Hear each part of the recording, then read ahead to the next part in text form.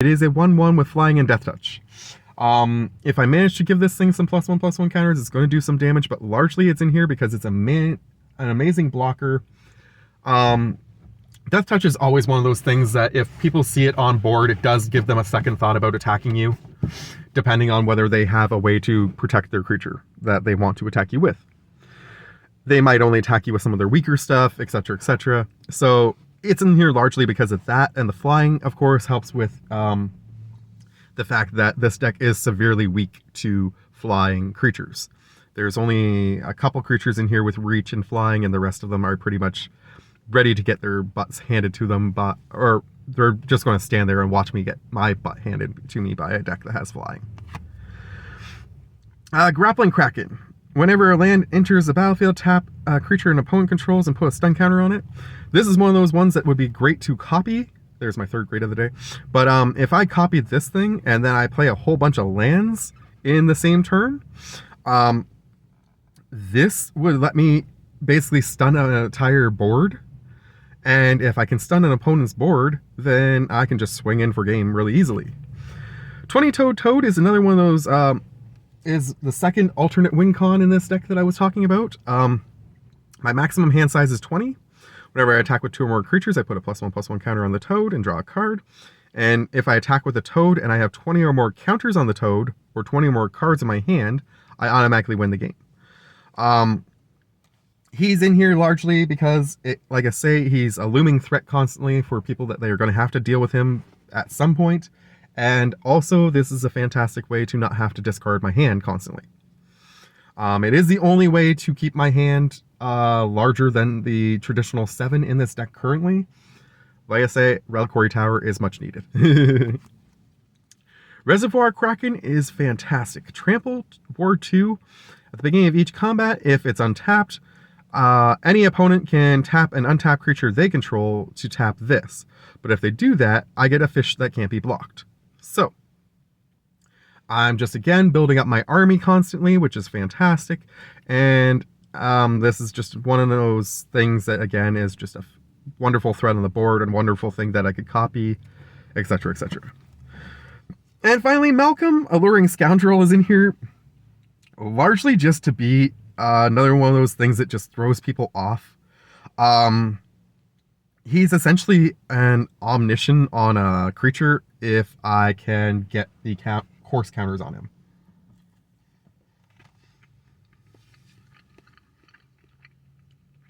It does take 4 turns to pull this off. Potentially 5, depending on whether you can flash it in on an opponent's turn or not. But if you do pull it off, you essentially will forevermore, after when you attack and deal combat damage with him, you will be able to play a free card from your hand every turn, which is pretty cool.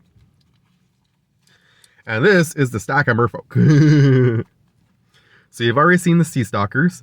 You can pay 2 and a blue to tap a creature without flying, which is nice too. But chances are I'm not going to do that much. Cave Diver's in here, mainly because whenever a creature I control explores, he's going to get +1/+0 and can't be blocked until end of turn. If I have a board of 10 creatures and they're all Merfolk and they all explore, that means +10/+0. He becomes a 12/4 and he can't be blocked. That is pretty insane. Master of the Pearl Trident is my clutch creature in this deck. All my Merfolk will get +1/+1 and have Islandwalk as long as this is on the board. That is one of those ones that I'm definitely trying to get back from the graveyard if it gets sent there. And that basically gives me the game if I have one of those enchantments on one of my opponent's lands. If they're not playing islands, or if they're already playing islands, I'm pretty much set. Waterwind Scout flying. When it enters the battlefield, it creates a map token. Now, I haven't had to talk about map tokens yet, but basically what a map token does is you pay 1, tap it, sacrifice it, and then you get to pick a creature and it explores. What's great about map tokens is you get to choose something outside of Merfolk to give the +1/+1 counter to. So this is where we can boost the Drake, we can boost the Grappling Kraken, we can boost the Toad, we can boost the Kraken, the Reservoir Kraken. So boosting Malcolm's not super important, but even boosting Malcolm's not a terrible idea. So map tokens, fantastic. Whirlpool Rider is a very old school Merfolk, but I love it. When it comes into play, you shuffle all the cards in your hand into your library and then draw that many cards. If I have a really crap hand at the beginning, this is a fantastic way to get a fresh hand without having to mulligan. Cleric of Chill Depths is largely in here because I'm going to make it huge, hopefully with +1/+1 counters. And then I'm hoping to block my opponents with it. And again, this is another one like the Needlethorn Drake that is just a threat to challenge them from wanting to attack me.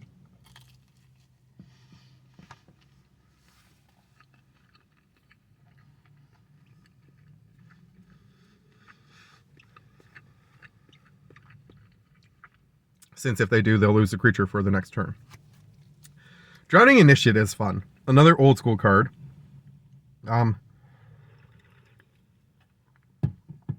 Whenever a player plays a blue spell, including myself, of course, I can pay 1, and if I do, I can pick a player, and that player has to mill the top 2 cards of their library. This one's probably not going to be used much for attacking. It's largely in here just to mess with people, and again, be another one of those threats that people have to deal with, because if they don't deal with it, they're going to lose their deck. So it keeps them from attacking Hakbal and dealing with Hakbal. Cold Eyed Selkie comes with Islandwalk already built in, which is fantastic. And whenever it deals combat damage to a player, I can draw that many cards. So if this one gets to explore a whole bunch, gets up to say 6/6, I'm drawing 6 cards. Pretty insane. Again, there's a really good chance I'm going to deck myself out with this deck. But that isn't the goal necessarily, which is why we have the moon card in there. And there is a couple other things, but not very much to deal with the issue. It is kind of like a rush to the finish deck. But I love this deck because it's a lot of fun. And the Professor's love of Merfolk really kind of got me to fall in love with Merfolk. I wasn't a huge Merfolk fan before. I had a few Merfolk in my modern decks before. The blue, red, black deck in particular had, for example, the Drowner Initiate in it for sure, because I just love to mess with people. But yeah. Sea-Note Scout. 1 green for a 1/1 that enters the battlefield and explores. Deeproot Wayfinder is in here. I moved it from the other deck that I showed you guys last week because it'll let me get those lands back from my graveyard. So this way I don't have to discard a whole bunch of really good stuff when I'm starting to discard at the end of turns. I can discard a bunch of the lands and then I can just get one of them back each turn with this guy. Nekanzil, Current Conductor. We know him, we love him.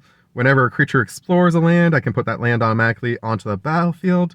And whenever a creature I control explores a non-land, this one's going to get an extra +1/+1 counter. So this one combined with Hakbal goes pretty mad.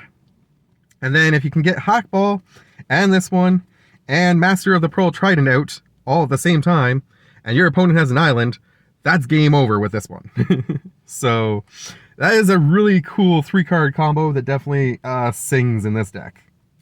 Hard. River Herald Guide has Vigilance, which is awesome, but 3/1 kind of sucks. It does explore when it enters though, so that's another explore trigger.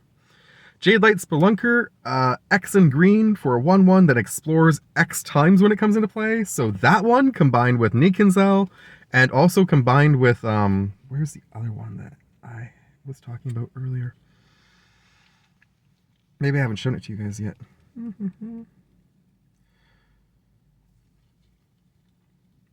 There was one I was talking about before. I'm trying to remember which one it was. Oh well. It's just going to trigger a whole bunch of explore triggers, which is going to be amazing. Going to get a whole bunch of +1/+1 counters probably.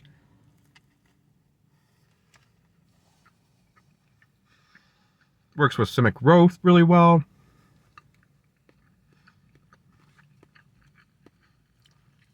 Tidebender's in here to be another counter thing. More so than anything else, it's like an extra counter spell for the deck. Because when it comes into play, it counters the target activated or triggered ability of a creature or an artifact or a planeswalker. Actually, no. It just says counter ability. It doesn't say of what. If the ability was of an artifact, creature, or planeswalker, then that permanent loses all abilities for as long as this stays on the battlefield, though. But it could counter an enchantment for a turn even. Or, yeah, that's awesome. That's fantastic. Tributary Instructor is in here largely because it's a great way. I gotta stop using great so much.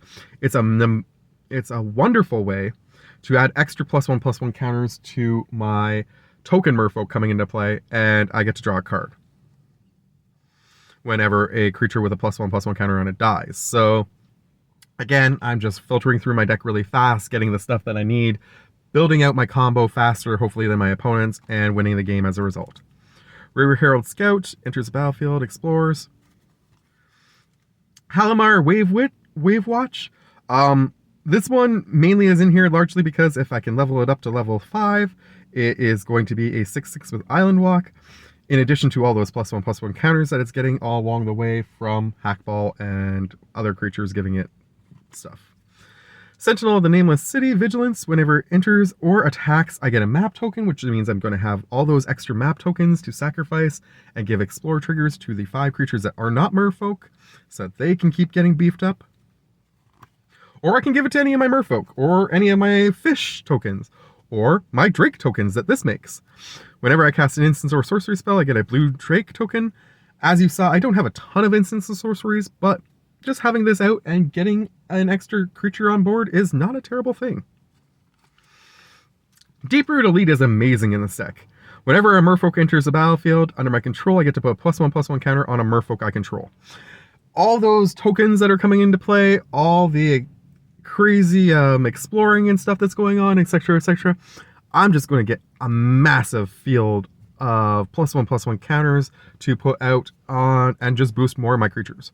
Again, the downside is it does have to target a Merfolk, so I can't target the 5 over here, but I mean, honestly, there's so many really good Merfolk in here to target that it's worthwhile anyways. Towering Wave Mystic deals damage to... When it deals damage to a player, that player puts that many cards from the top of their library into the graveyard, so it's another one that's just going to make you mill a whole bunch. And this one, on the other hand, I do want to explore with, and I do want to beef it up and then attack with to get the extra milling going on. Seeker of Sunlight actually has its own built-in explore trigger. So, pay 2 and a green, and you can explore with it as many times as you want per turn. And again, just trigger all the other stuff that gets triggered from explore.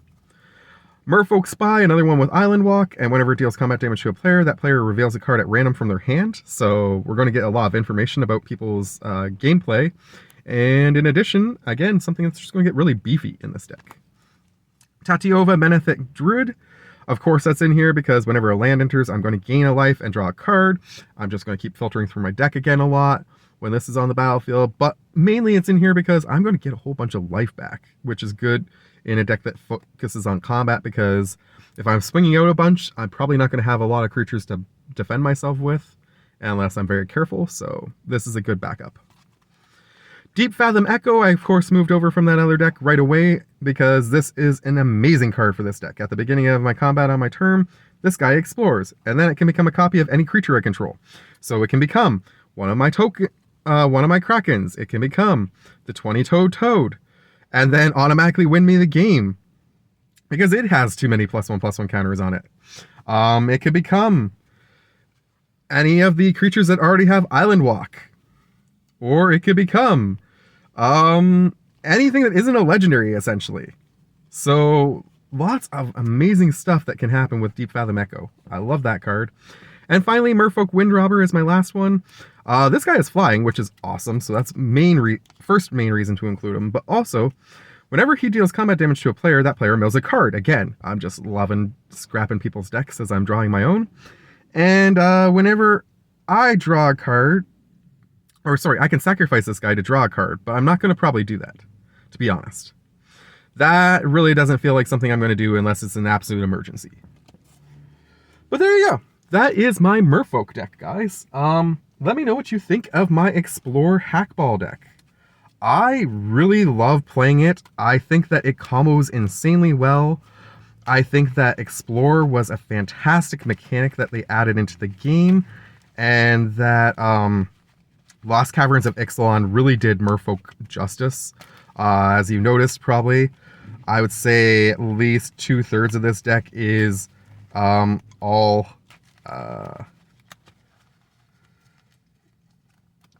Lost Caverns of Ixalan cards, but other than that, that is all I have for you. I probably won't be able to edit this like I say, so I think I'm just going to probably end up putting it up as is, which means you're not going to end up getting the little subscribe and thing at the end, but I will make sure you guys get an extra video, like a short or something later on of Kaiba either today or tomorrow. So don't worry, Kaiba will be appearing in the near future if I can't get him into this video. In the meantime, in between time, much love to you all. From you, take care. Thank you for tuning in to Super Deck Sunday. Sunday. Much love to you all. Bye.